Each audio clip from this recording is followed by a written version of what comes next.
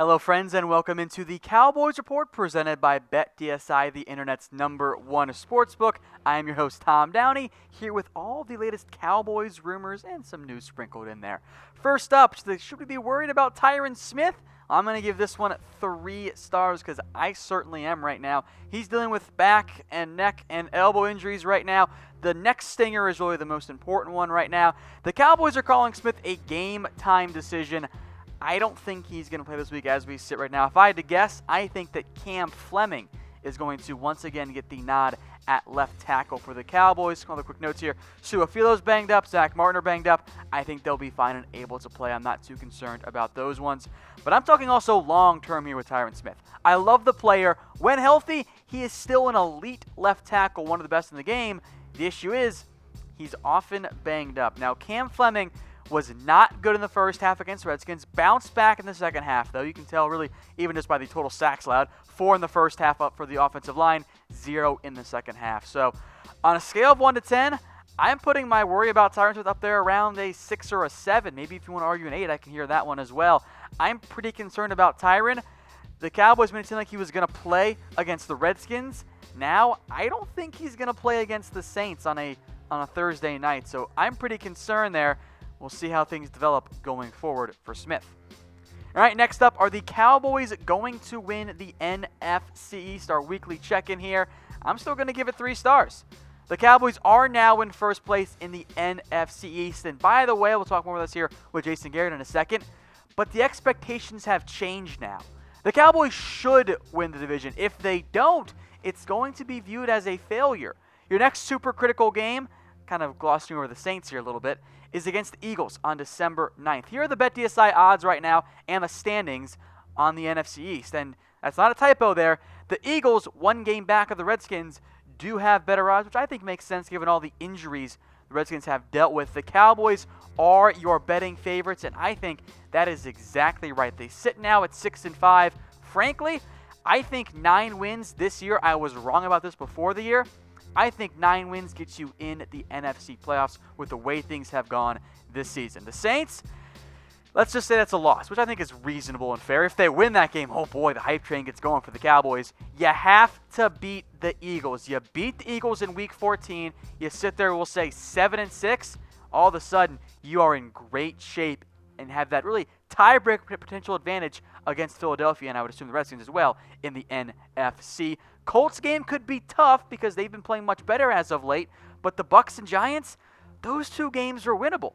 So even if you go 1-3 over the next 2 games, as long as you beat the Eagles, or 1-2 over the next 3 games, you should be able to close well at the end of the season with Tampa Bay and the Giants. So the Cowboys, they really should make the playoffs and win the NFC East this season.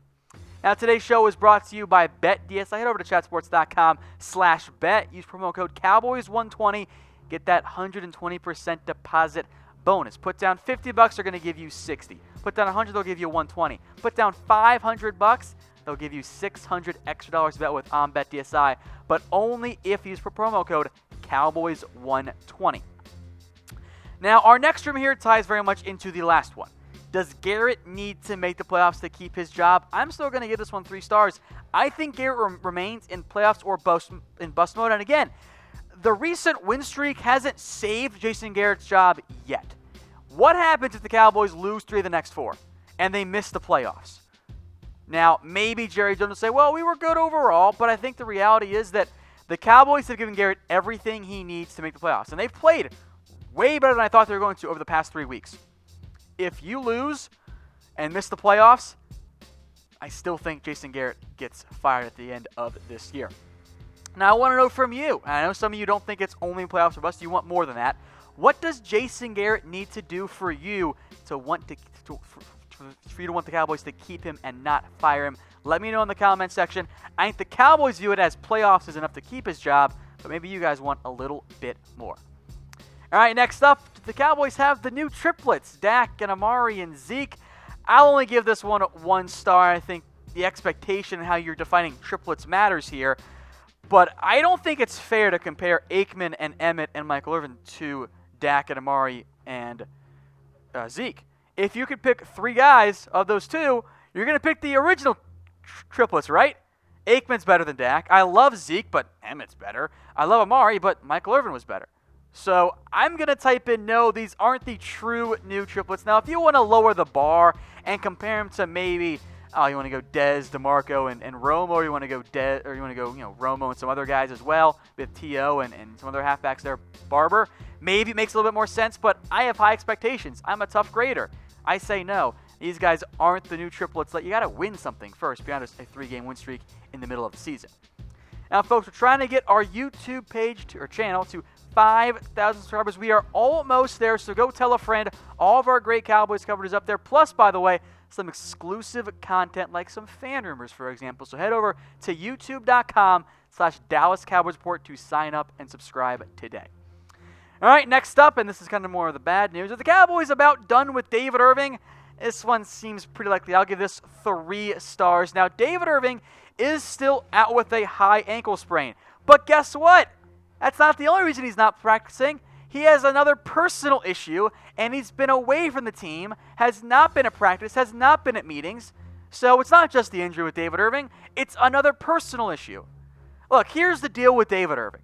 Immensely talented player. You don't need me to tell that. You guys can see that with your own eyes. You're smart. But David Irving is a headache and a hassle to deal with. It is always something with David Irving that keeps him off the field, keeps him away from the team. I'm done. I don't have the energy to deal with him anymore. I don't think the Cowboys do either. Great player, very talented, but can't get on the field. The best ability is availability. And David Irving is failing in a big, big way when it comes to being available, not just for games, but for practices and for meetings. And I get that there's more things that are more important than football, but David, man, you got to show up to your job. I get you got a lot of stuff going on. It's not getting the job done. I'm done with David Irving. I'm typing in D. Let him go after the year ends. I'll go find somebody else in the draft who might not be as immensely talented, but can at least get on the field for the Cowboys. Speaking of not on the field for the Cowboys, is Sean Lee getting forced out? I'm only going to give this one 1 star because I'm talking about this season. In the offseason, that's a different story. We can reevaluate that, and I've made my thoughts clear about that one as well, given his contract. But when healthy, Sean Lee is still really, really good. So once he comes back and is healthy and can actually stay on the field for more than a game and a half in a row, he will play. Now, I'm not saying you need to start Sean Lee and bench Van Der Esch. That's stupid. I think in reality, that old triangle, which featured Smith and Van Der Esch on the bottom and Lee at the top, needs to be flipped upside down. Van Der Esch and Smith need to get the bulk of your snaps. And by the way, if I'm the Cowboys, I'm embracing that old Deacon defense. Give me that the 3-3-5 defense, excuse me. 3 down linemen, 3 linebackers. Why not let Jalen Smith blitz a little bit? Also solidify a rather thin defensive line right now. So I think once you see Sean Lee come back, use those 3 linebackers. I think in reality, Smith, Van Der Esch, and Lee are 3 of your best 11 players you can get on the field at the same time.